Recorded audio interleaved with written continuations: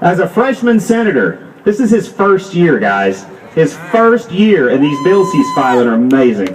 As a freshman senator, he has filed 3 proposals to protect the Second Amendment rights of Oklahomans to keep and bear arms.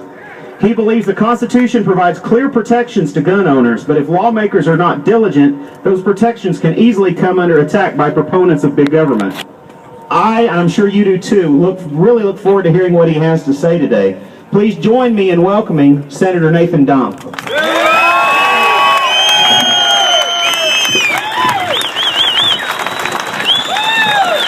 What a crowd. Can you all hear in the back crying? You still here? Excellent. Well, thank you for having me. Thank you for coming out. This has been great. Obviously, we're here in support of the Second Amendment, and I am going to talk about that. But I like to start every speech by asking a question.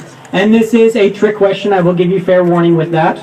But how many of you know what the 3 branches of American government are as defined in the Constitution and the Bill of Rights? If you're confident that you know, shout it out. Executive, legislative, and judicial. No, that is wrong. Those are the 3 branches of the federal government, or the 3 branches of our state government. The 3 branches of American government, as outlined in the Constitution and the Bill of Rights, are we the people, the states, and the federal government. We the people have an individual right to keep and bear arms. We the people gave certain rights to our states to act on our behalf. And we the people allowed the states to give other enumerated rights to the federal government. Specific enumerated rights and nothing else. So those are the 3 true branches of American government. And you have to understand that, to understand that this is an individual right. Don spoke about the D.C. law case in which the court got it right. There is a separation between the militia aspect of the Second Amendment and we the people. It says, a well-regulated militia being necessary to the security of a free state, which is the second branch of government. The individual right to keep and bear arms shall not be infringed. So that's the first branch, we the people.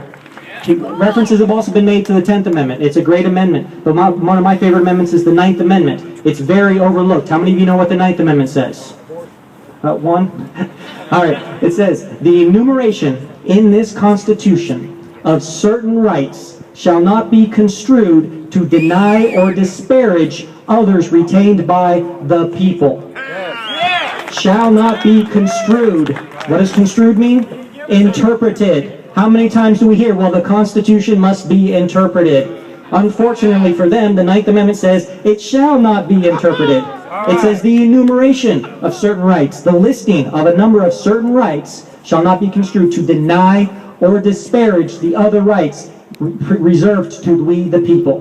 The Second Amendment, it is not a constitutional right.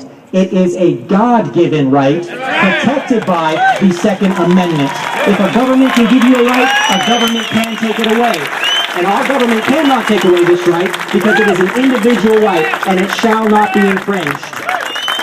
I know that there's a lot of people, I've gotten in a few debates since presenting my bills. A lot of liberals say, well, what about the Supremacy Clause of the Constitution? Article 6, Section 2. What does it say? Everybody says, well, it says that the Constitution, all federal laws, and all treaties are the supreme law of the land. But that's not what it says. If you read it, it says, the Constitution and all laws of the United States made in pursuance thereof. A law that violates the Constitution is not a law. It is unconstitutional. The Constitution is the supreme law of the land, not Obama's executive orders, not his executive actions, not laws passed by Congress. If it violates the Second Amendment reigns supreme. And that's what we're here to say. That's what this legislation does. I encourage you all, Today is not a call to arms. For all the media out there, this is not a call to arms. This is a call to action. You need to get involved. Like I said, I am a freshman senator, so it's going to be much more challenging to get my bills in committee, through committee, on the floor, and voted through. I have Senate Bill 548, which is the Second Amendment Preservation Act.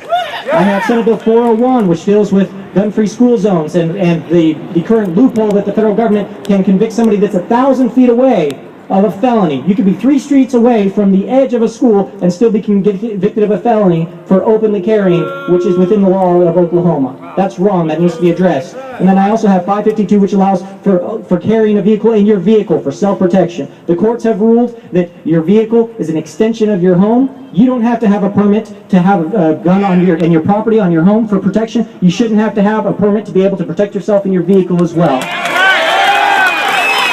But I encourage you all, don't just take my word for it. Please read the bill.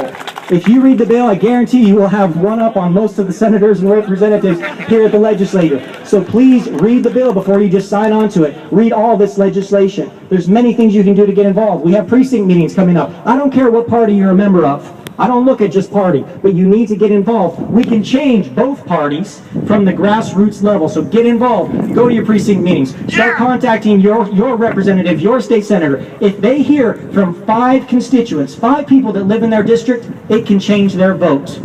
With all the people here, we should be able to contact every state rep, every state senator, and let them know to support these bills. So please, get actively involved, get informed. I lived overseas, grew up as a missionary, like you said, and in Romania, it was illegal for anyone but police or military to own any sort of weapon, even a handgun. Strange thing about that, there were certain areas of town that I would drive through where you'd see people, unsavory characters, walking around with submachine guns. Well, how is that possible if it was illegal? Because when you outlaw guns, only outlaws will have guns. People need to be aware of that.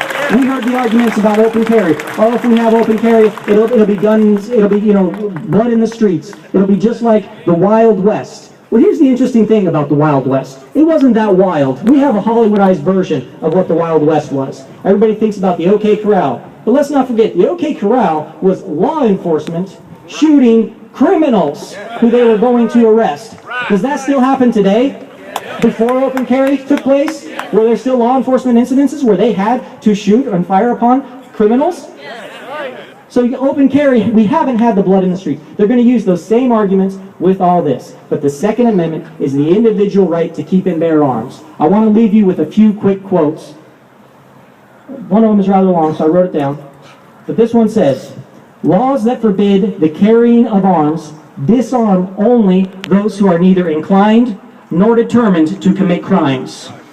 Such laws make things worse for the assaulted and better for the assailants.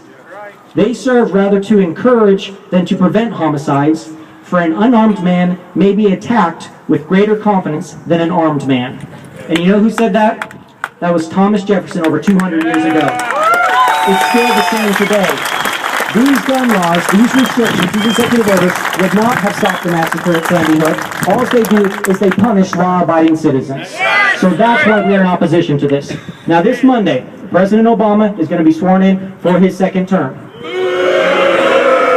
I figured that was the reaction I would get in this crowd, but it is Martin Luther King Jr. Day as well. And he is going to use some quotes from Martin Luther, I'm sure. So I want to leave you with 2 quotes from him. Martin Luther King Jr. said, "Injustice anywhere is a threat to justice everywhere." We are not going to stand for this injustice. Another quote that he said was, "Nothing in all the world is more dangerous than sincere ignorance and conscientious stupidity."